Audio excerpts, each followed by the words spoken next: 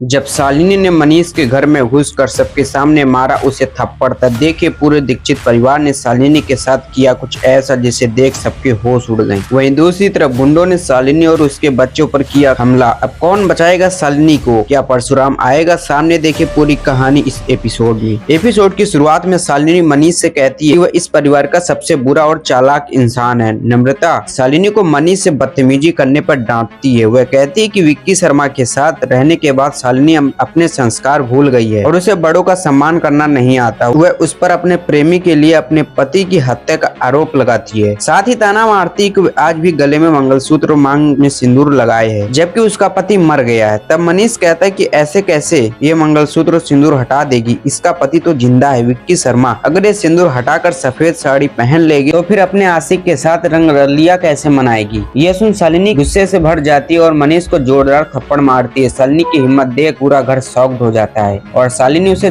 Warning देती है कि अगर वह चुप नहीं रहा तो वह ये भी भूल जाएगी कि वह उसका चाचा है। और फिर वह मनीष को एक कार का नंबर और उसकी लोकेशन और ड्राइवर बाबू सिंह का नाम बताती है। वह उसके सामने खुलासा करती है कि उसे मारने की साजिश रची गई थी और वो साजिश मिस्टर मनीष दीक्षित ने रची थी, कि मनीष ने बाबू सिंह को उसे मारने की सुपारी दी थी। फिर शालिनी मनीष को खुली वार्निंग देती है कि अगर उसमें हिम्मत है तो वह उसे मारकर दिखाए। वह उनसे लड़ने के लिए पूरी तरह रेडी है। जाते जाते वह मनीष से कहती है कि अभी जितना अच्छा खाना खाना है खा लो, क्योंकि जल्द ही उसे जेल का खाना खाना पड़ेगा। आयुषी और नम्रता मनीष का पक्ष लेती हैं। इसके बाद शालिनी मल्हार से कहती है कि यह परिवार बर्बाद हो चुका है, पूरी तरह तबाह हो चुका है। मनीष ही इस पूरे परिवार को तबाह कर रहा है। इस घर में ना बेटी की इज्जत है और ना ही बहू की। एक दिन मनीष पूरे परिवार को बर्बाद कर देगा। इसके बाद शालिनी और नंदिनी वहाँ से चली जाती हैं। उसके जाने के बाद मल्हार मनीष से पूछता है कि क्या शालिनी सच कह रही थी? क्या उसने सचमुच ड्राइवर को उसे मारने के लिए भेजा था? मनीष बिना झिझक अपना जुर्म कबूल कर देता है। वह कहता है कि अपनी बेटी के भविष्य की रक्षा के लिए